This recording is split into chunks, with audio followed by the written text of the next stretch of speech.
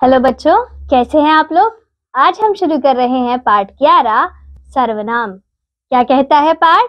सर्वनाम का प्रयोग क्यों किया जाता है? उत्तम पुरुष सर्वनाम, मध्यम पुरुष सर्वनाम एवं अन्य पुरुष सर्वनाम किस सर्वनाम के भेद हैं? आइए पाठ पढ़कर जानते हैं। आओ चर्चा करते हैं।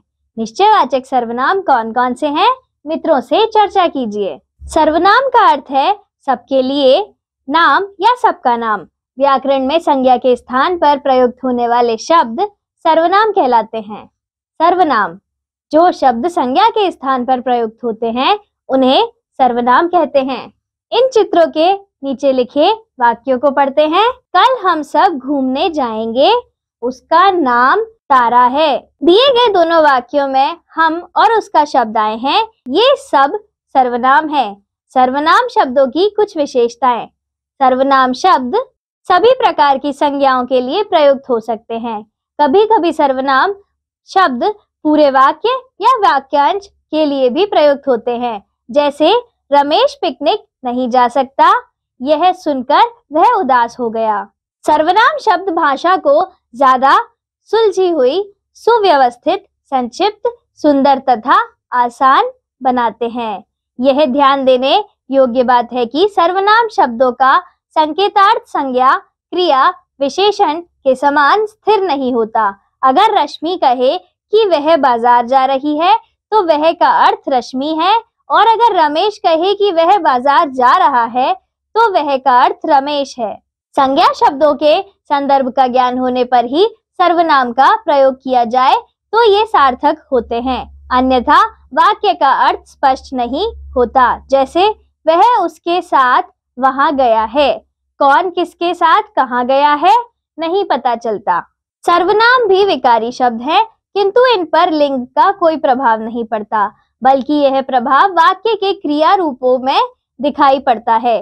जैसे मैं पुस्तक पढ़ रहा हूँ, मैं पुस्तक पढ़ रही हूँ। 7 नंबर, कुछ सर्वनाम शब्दों पर बल देने के लिए ही का प्रयोग किया जाता है। जैसे तुम ही को जाना होगा, वह ही वही करना जो सबकी राय हो। यह प्रयोग सर्वनाम ही परसर्ग दोनों ही रूपों में हो सकता है। जैसे पुस्तक उसके लिए ही तो लाया हूँ, पुस्तक उसी के लिए तो लाया हूँ। कुछ सर्वनाम पुनरावृत्ति के साथ प्रयोग में आते हैं। जैसे जो आए उसे बैठाते जाओ। सर्वनाम के भेद। सर्वनाम के 6 भेद होते हैं। पुरुषवाचक, निश्चयवाचक, अनिश्चयवाचक, संबंधवाचक, प्रश्नवाचक, निजवाचक सर्वनाम। पुरुषवाचक सर्वनाम, मैं खाना खा रहा हूँ, तुम आज क्यों नहीं आई, वह कौन है। दिए गए तीनों वाक्यों में मैं, तुम, वह सर्वनाम शब्दों का प्रयोग हुआ है, जो बोलने वाले, सुनने वाले तथा अन्य के लिए प्रयुक्त हुए हैं। ये सर्वनाम शब्द किसी अन्य पुरुष के लिए प्रयुक्त हुए हैं, अतः ये पुरुषवाचक सर्वनाम है। पुरुषवाचक सर्वनाम का प्रयोग वक्ता, श्रोता तथा अन्य किसी तीसरे व्यक्ति के लिए किया जाता है। पुरुषवाचक सर्वनाम के 3 भेद होते हैं। उत्तम पुरुषवाचक सर्वनाम, मध्यम पुरुषवाचक सर्वनाम, अन्य पुरुषवाचक सर्वनाम। का उत्तम पुरुषवाचक सर्वनाम, वक्ता अर्थात बोलने वाला अपने लिए जिस सर्वनाम शब्द का प्रयोग करता है उसे उत्तम पुरुषवाचक सर्वनाम कहते हैं। जैसे मैं आज विद्यालय जाऊंगा, कल हम पिकनिक पर जाएंगे, मेरा गृह कार्य पूरा हो गया, हमारे घर में आज पूजा है। मध्यम पुरुषवाचक सर्वनाम, वक्ता द्वारा जिस सर्वनाम शब्द का प्रयोग सुनने वाले अथवा श्रोता के लिए किया जाता है उसे मध्यम पुरुषवाचक सर्वनाम कहते हैं। जैसे तुम कौन हो, आप कभी हमारे घर आइए, तुमने अभी तक गृह कार्य पूरा नहीं किया, तुम कहाँ गए थे। अन्य पुरुषवाचक सर्वनाम, जो वक्ता एवं श्रोता के बीच उपस्थित ना हो उसके संबंध में बात करने के लिए वक्ता द्वारा जिस सर्वनाम शब्द का प्रयोग किया जाता है उसे अन्य पुरुषवाचक सर्वनाम कहते हैं। जैसे वे आपस में बात कर रहे थे, वह बहुत अच्छा चित्रकार है, उसे उसकी गलती की सजा मिलनी चाहिए, उन्होंने कुछ कहा ही नहीं। आप सर्वनाम शब्द का प्रयोग मध्यम पुरुष के साथ कई बार अन्य पुरुष के रूप में भी किया जाता है, जैसे मेरे अध्यापक बहुत ज्ञानी हैं, आपने सर्वश्रेष्ठ अध्यापक का पुरस्कार भी प्राप्त किया है। निश्चयवाचक सर्वनाम, जो सर्वनाम शब्द किसी निकट या दूर के व्यक्ति अथवा वस्तु की ओर निश्चय पूर्वक संकेत करे, उन्हें निश्चयवाचक सर्वनाम कहते हैं। जैसे वह मेरा घर है, जाओ उसे बुला लाओ, इस कक्षा के बच्चे बहुत होशियार हैं, यह मेरा कुत्ता है। अनिश्चयवाचक सर्वनाम, जो सर्वनाम शब्द किसी व्यक्ति, वस्तु अथवा घटना का निश्चित रूप से बोध न कराए, उन्हें अनिश्चयवाचक सर्वनाम कहते हैं। जैसे लगता है पानी में कुछ है, लगता है कोई है। इन वाक्यों में कोई शब्द अनिश्चयवाचक सर्वनाम है, क्योंकि इनसे किसी निश्चित प्राणी या पदार्थ का बोध नहीं हो रहा है। कुछ का प्रयोग अप्राणीवाचक तथा कोई का प्रयोग प्राणीवाचक के लिए किया जाता है। नंबर 4, प्रश्नवाचक सर्वनाम, जिस सर्वनाम का प्रयोग किसी व्यक्ति या वस्तु के संबंध में प्रश्न पूछने या जानने के लिए किया जाता है, उसे प्रश्नवाचक सर्वनाम कहते हैं। जैसे यह चित्र किसने बनाया, आज की प्रतियोगिता कौन जीता, कल तुम कहाँ थी, यह किसका पेन है।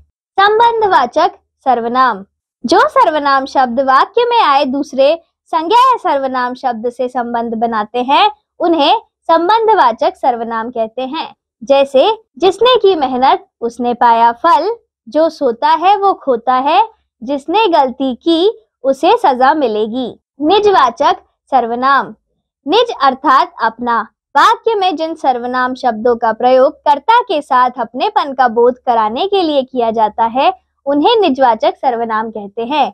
जैसे छात्र अपना कार्य स्वयं करे, मैं अपना गृह कार्य खुद करता हूँ, मैं अपने आप ही घर चला जाऊंगा। पुनरुक्त तथा संस्कृत रूप में सर्वनाम का प्रयोग, कभी कभी अर्थ में विशिष्टता लाने के लिए सर्वनामों के पुनरुक्त या संयुक्त रूपों का प्रयोग किया जाता है। जैसे आज की सभा में कौन कौन आ रहा है, जिसको चलना हो तुरंत आ जाए।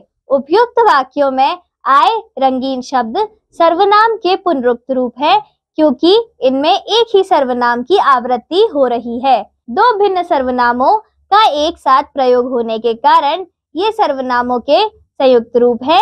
जैसे जो कोई भी मिला वह पकड़ा जाएगा, तुम्हारे पास जो कुछ भी हो सब निकाल कर रख दो। विशेष सर्वनाम के साथ परसर्ग शब्द मिलाकर लिखे जाते हैं, उससे, तुमसे आदि। आजकल मैं, हम, तू और तुम के अशुद्ध प्रयोग मेरे को, हमारे को, तेरे को, तुम्हारे को प्रचलन में है। व्याकरण की दृष्टि से ये अशुद्ध है। मुझे, हमें, तुझे, तुम्हें रूप ही शुद्ध हैं। सर्वनाम शब्दों में संबोधन कारक नहीं होता, क्योंकि किसी को बुलाने के लिए संज्ञा शब्दों का ही प्रयोग किया जाता है। पाठ पढ़कर हमने सीखा, जो शब्द संज्ञा के स्थान पर प्रयुक्त होते हैं उन्हें सर्वनाम कहते हैं। सर्वनाम शब्द सभी प्रकार की संज्ञाओं के लिए प्रयुक्त हो सकते हैं। वक्ता अर्थात बोलने वाला अपने लिए जिस सर्वनाम शब्द का प्रयोग करता है, उसे उत्तम पुरुषवाचक सर्वनाम कहते हैं। कुछ का प्रयोग अप्राणीवाचक तथा कोई का प्रयोग प्राणीवाचक के लिए किया जाता है। धन्यवाद बच्चों, अब हम मिलेंगे अगले पाठ में।